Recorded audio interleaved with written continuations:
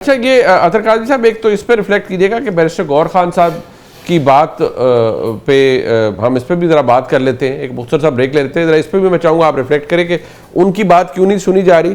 दूसरा सेहत वाला मामला है, हुकूमत के हिसाब से तो ये शेल्फ हो चुका है, इसकी कोई अब इतनी शायद अहमियत नहीं रही। इफ्तिखार साहब का पुरजोर एहतजाज कि वो सेहत वाले मामले पर उन्होंने कुछ फरमाना था। इफ्तिखार साहब, आपको नया प्रेसिडेंट सेट करना चाह रहे हैं और आप कह रहे हैं दुरुस्त काम किया है, ये भी वैसे डिमांड दुरुस्त ही है ना? बिल्कुल सही दुरुस्त डिमांड है। जिस तरह मैंने अलीमा खान के पहले मुतालबे की हमायत की है ना कि सुप्रीम के खिलाफ अदालतों में जाना चाहिए, तो इस पर भी बिल्कुल बात ठीक है।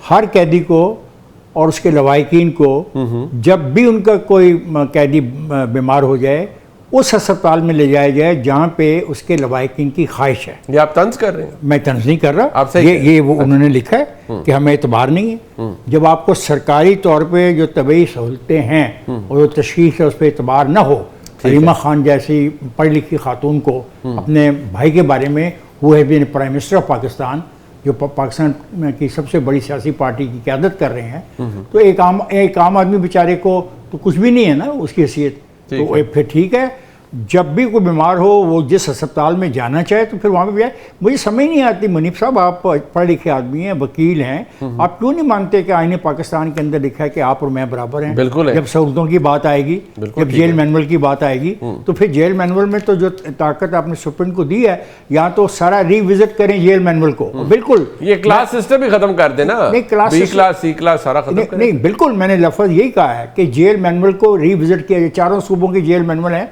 चारों सूबों के जेल मैनुअल को रिविजिट किया जाए और उनको ज़्यादा अवामी बनाया जाए, ताकि जैसी भी कैदी की ख्वाहिश हो, कैदी की ख्वाहिश के ऊपर अमल किया जाए। कैदी की ख्वाहिश पर अमल किया जाना चाहिए। अतर काज़ी साहब, ये इफ्तिखार साहब भी ये कहते हैं कि इस पर जेल मैनुअल्स को रिवाइज़ कर दें, बट यहाँ अभी तक हमें एतमाद नज़र नहीं आ रहा जो एतमाद चाहिए इमरान खान साहब की फैमिली को। अब आज भी वही मुलाकात का दिन, लेकिन वो मुलाकात शायद तो कोई चक्कर ही नहीं है, और आई थिंक लाइकलीहुड भी यही थी कि वो मुलाकात नहीं होगी, और ना अफरीदी साहब की होती भी नज़र आ रही है, ना उनकी फैमिली की होगी। हुकूमत ने इसको एक किस्म का शेल्फ कर दिया है इस पूरे मामले को कि ठीक है जी, पर उनका फॉलो अप था, हमने करवा दिया है, और अब जब नेक्स्ट ज़रूरत होगी तब भी उनको ले जाया जाएगा, करवा लेंगे, उनके विजन इंप्रूव हो गया, फेयर इनफ। अब इसके ऊपर जो रह गया है वो तहरीक इंसाफ है या उनकी कोई सियासत है जिसके अंदर वो कोशिश कर रहे हैं कि इमरान खान साहब को शिफा इंटरनेशनल हॉस्पिटल शिफ्ट करवाया जाए, लेकिन वो नहीं हो पा रहा। तो what is the way ahead now? देखिए, हुकूमत ने इमरान खान के लिए आइन में तो तब्दीली कर दी है ना, 26वीं तरमीम और 27वीं तरमीम, और जिस तरीके से अदालतों के साथ हुआ तो जेल मैनुअल में भी तब्दीली कर दें। मसला ये है कि क्या इमरान खान पाकिस्तान के पहले वजीर आजम हैं या पहले लीडर हैं जो जेल में गए हैं और उनकी सहूलियात का कोई मामला है?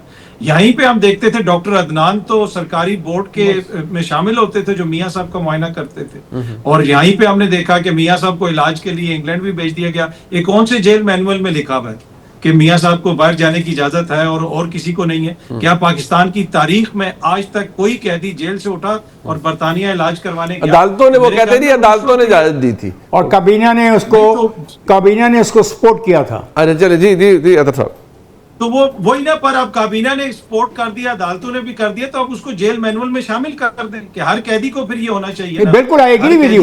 मैं तो कैदियों का हामी हूँ, मैं तो कैदियों के हकूक का हामी हूँ, हाँ वो कैदी किसी किस्म का भी हो। अच्छा ठीक, जी अतर साहब, बिल्कुल। अच्छा, दूसरी बात ये है कि देखिए मुतालबा क्या हो रहा है खानदान की तरफ से कि आप हमारे डॉक्टर को एक्सेस दे दें, हमारे डॉक्टर को साथ भेज दें।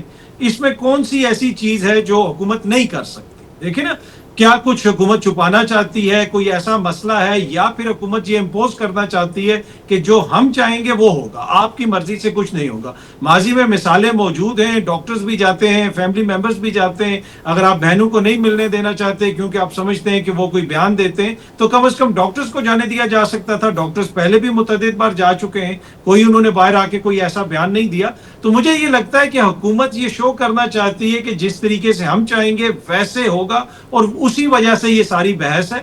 और फिर आप देख लें, कल रात को दोबारा उनको ले जाया गया, ना फैमिली को बताया गया, ना उनके डॉक्टर्स को बताया गया, और ये कहा गया कि जी वहां पे बड़ा बेहतरीन इलाज हुआ है। लेकिन खुदा न खास्ता इस वक्त अगर कोई भी इक्तदार में शख्सियत बीमार हो जाए, उनमें से कितने लोग पिम्स जाते हैं इलाज करवाने इस्लामाबाद में?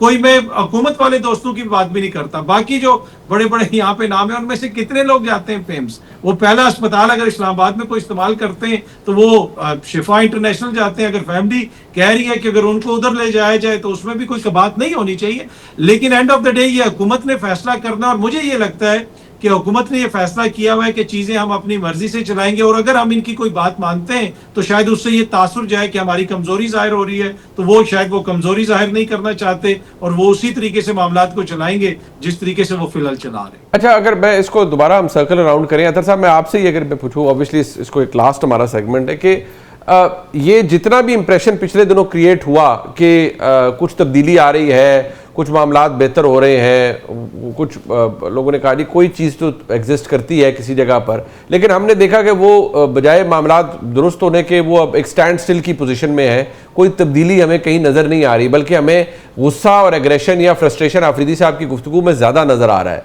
इमरान खान साहब के सेहत के मामले के ऊपर लगा कि शायद बहुत बड़ी तब्दीली आ सकती है, लेकिन वो भी नहीं आई। तो क्या इसका मकसद ये है कि ये जो निज़ाम हुकूमत है, वफाकी हुकूमत है, ये तमाम जैसे कहते हैं ना शॉक प्रूफ हो चुकी है, कोई भी बड़ा मसला, कोई भी बड़ा इशू इस हुकूमत को, इसकी गिरफ्त को कमज़ोर नहीं कर सकता?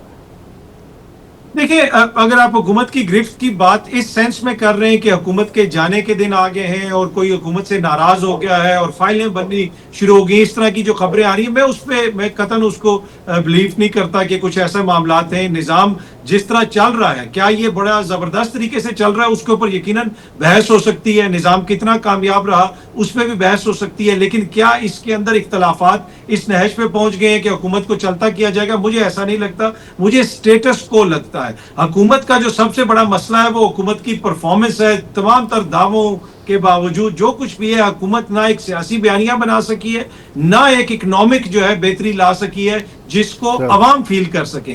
वो बोझ जरूर है इस निज़ाम के ऊपर, लेकिन इस निज़ाम की गारंटी इमरान खान साहब की जात है। जब तक इमरान खान साहब हैं, ये इकट्ठे रहेंगे, मुझे कोई इसमें दरार नजर नहीं आती। इफ्तिखार साहब, आपको क्यों, आप डिसएग्री करते हैं इस बात से कि सियासी बयानिया इस हुकूमत ने क्या बनाया? देखें ना, एक जहाज का इशू हुआ तो उसके ऊपर कितनी लेदे हो रही है और हुकूमत को बड़ा क्रिटिसाइज किया जा रहा है कि क्यों कर लिया। ऑल्दो एक हुकूमत है, दे मे, मैं हमेशा कहता हूँ they may have a very valid reason for it, या एटलीस्ट अगर वो खामोशी तोड़ दें और बताएं कि हमारी क्या वजूहात थी, उन्हें बताना चाहिए। दूसरी बात यह है कि सियासी बयानिया, ये बात हम हमेशा करते रहे हैं, मैं, आप, मदद साहब, सब कुछ, कि सियासी बयानिया ही सियासी जमातों या सियासी हुकूमतों के लिए किसी न किसी स्टेज पे ज़रूरत होता है। आपके नज़दीक ये निज़ाम, ये हुकूमत बना पाई है कोई सियासी बयानिया? बिल्कुल, उनका सियासी बयानिया है तरक्की का, आगे जाने का, लोगों के लिए मसाइल को हल करने की कोशिश करने का, और उस कोशिश से आवाम को आगाह करने का। पार्लियामेंट में भी यही डिबेट चल रही है। अब तक के जो कवानीन हम देख रहे हैं सूबे की सतह पर जो बनाए जा रहे हैं, वो ज़्यादातर ऐसे कवानीन हैं जिसमें आवाम को सहूलतें फराहम करने के लिए तरीक़ाकार अख्तियार किया जा रहा है। और ये एक पार्टी का मैनिफेस्टो होता है कि वो लोगों के लिए क्या करना चाहती है। तो जहाँ तक बयानी है, वो ये बयानी है उनका कि हम तरक्की की तरफ गामजन हैं और हम कोशिश कर रहे हैं कि स्टेबल किस्म की गवर्नमेंट चलाई जाए। और ये बयानियाँ काश हमारे दोस्त सुहेल आफरीदी साहब भी समझ जाएँ तो वो भी बड़ी खिदमत कर सकते हैं अपने अवाम की। 14 साल से वो वहाँ पे हैं, ये तो भी इनको आए पंजाब में 2 साल भी नहीं हुए। अगर इन्हीं की नकल कर लें तो उसका फ़ायदा आवाम को होगा। और तरक्की का बयानिया बहरहाल आपको पे करता है। देखें जो इस वक्त बहस चल रही है सिंध के अंदर, वो क्या है, वहाँ की गवर्नमेंट अपना ये बयानिया तरक्की का नहीं बना सकी, और उनके खिलाफ जो सबसे ज़्यादा लेदे हो रही है वो ये हो रही है कि आप तो अपना तरक्की का बयानिया नहीं बना पाए। तो मैं समझता हूँ, आप समझते हैं पंजाब वफाक तरक्की का बयानिया बना पाया? मैंने पंजाब की बात की है, और वफाक कोशिश कर रहा है अभी तक उनके नताइज हमारे सामने नहीं आए, क्योंकि इतनी भाग दौड़ कर रहे हैं पैसे इकट्ठे करने की, कोई कंक्रीट चीज सामने नहीं आई कि कितने पैसे इकट्ठे। सर, आप इसी को सियासी बयानिया कहेंगे? फिर मैं इसको यही कहूँगी, दिस इज द सियासी बयानिया, डेवलपमेंट प्रोग्रेस इज द सियासी बयानिया। यस, ठीक। एंड आपको लगता है कि ये this is getting them some popularity votes in the upcoming election? जब इलेक्शन आएंगे तो फिर देखी जाएगी, अभी तो बहुत दूर है इलेक्शन। बट आप समझते हैं ऐसा नहीं है कि बयानिया एग्जिस्ट नहीं करता, बयानिया एग्जिस्ट करता है। बयानिया मैं इसलिए कह रहा हूँ एग्जिस्ट करता है क्योंकि मैं सुबह से शाम तक एक ही चीज़ देख रहा हूँ, वो है कि वो आगे जाने की कोशिश कर रहे हैं। खा वो मंडी के अंदर सब्जियों की कीमत हो, खा वो अंडों की कीमत हो, खा वो सड़कों का मामला हो, खा वो साफ़ सुथरे पंजाब की बात हो, खा उनको इस किस्म की कानून साजी कर रहे हैं जो आवाम से मुतल्लिक है। ठीक, मतलब ये जो क्राइम है, क्राइम रेट को कंट्रोल करने के लिए वो कोशिश कर रहे हैं। जो ट्रांसफर पोस्टिंग हो रही है उसमें बुनियादी चीज़ ये देखी जा रही है कि परफॉर्मेंस क्या है। राइट। तो ये चीज़ें हैं ना जो लोगों को चाहिए, और इसको मैं समझता हूँ कि ये तरक्की की तरफ यानी है, जो कि सिंध में जो आपस में मुतारफ जड़े हैं